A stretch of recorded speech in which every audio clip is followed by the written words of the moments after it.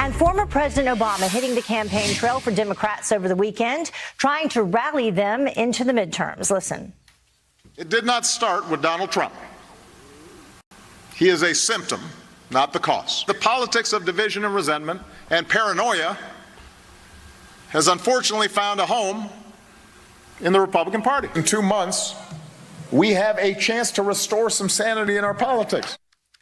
But will this help his party in November? Here to debate, Jenny Beth Martin, co-founder of the Tea Party Patriots and contributor at The Hill, and Ben Kissel, Democratic strategist and radio talk show host. We really appreciate having both of you here so early this morning. Thank you. Thank you.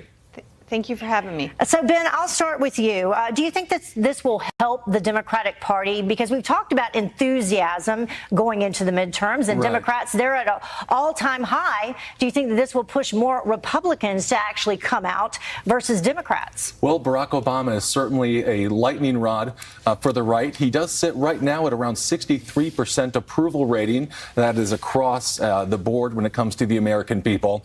His presidential legacy, to me, right now is sort of like the family photo that Marty McFly used to carry around in Back to the Future. It's disappearing right in front of our eyes with the stroke of the pen from Donald Trump. So I think Obama wants to go out and remind people what his brand of politics look like. I think it's going to help people like Gillum in Florida or Sherrod Brown in Ohio. But someone like John Tester in Montana or Heidi Heitkamp out of North Dakota, they might want to shy away from his support. But it is what it is. Jenny, what do you think? Do you think that it will actually backfire and motivate more conservative factions to turn out? Well, former President Obama certainly is a lightning rod. He's a polarizing figure among Republicans and independents. We have been told by the media for weeks, months even, that the Democrat energy is at an all-time high. They're on a scale of 1 to 10. They're already at an 11. I'm not sure how much higher he can enthuse the Democrats. What I think it's not really a great political strategy for Democrats, because Republicans will be more likely to go out and work to get out the vote and then also show up and vote if they think about the bad policies we had under the Obama years. Yeah, Ben, as a Democrat, I mean, listening to President Obama speak, did you think that he was just doing more lecturing? I mean, he spoke about himself over and over and over. And does this leave a bad taste in people's mouths? Well, I mean, I thought it was refreshing given the recent tone of Washington, D.C. under Donald Trump's presidency. I think it's nice to hear someone talking about uniting the country as opposed to... But is he uniting the country, or is he doing exactly what he's railing against? Because he is, you know, in essence, talking about the president as, he said, the symptom, not the cause. That's not really pulling people together. Well, I think when he talks about how difficult is it to denounce Nazis, things like that, I think that resonates with a lot of folks. And I think it's nice to hear once again from a person who at least attempted to reach across the aisle and speak to all Americans when he was president. Jenny, what about you? Do you think this is the reason that President Trump won to begin with?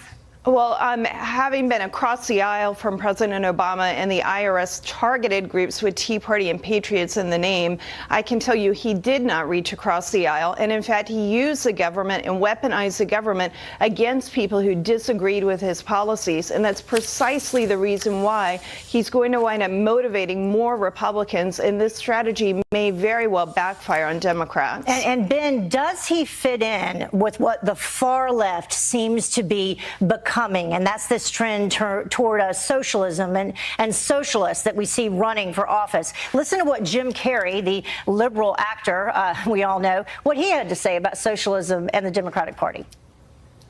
The Republicans are running with the word socialism. They're trying to say... They're trying to scare people. Scare people. It's communism. I'm here to tell you that this line that you get on all of the political shows from people is that it's a failure. We have to say yes to socialism, to the word and everything. We have to stop apologizing. Ben, your response. Well, I don't particularly care to take Jim Carrey's political opinion extremely seriously, but I do think he makes a valid point when it comes to the term socialism. Socialism has been part of our politics for a very long time. Medicare is socialism. The $12 billion bailout that Donald Trump just gave the farmers after his tariffs on steel and aluminum, that's socialism. So it has become a four-letter word, but I think if the Democrats are able to articulate it in a way that resonates with the American people so they understand it's not about government taking over their lives, it's more about government allowing them a slice of slice of pizza or a slice of pie. I would like a slice of pizza. Jenny, final word.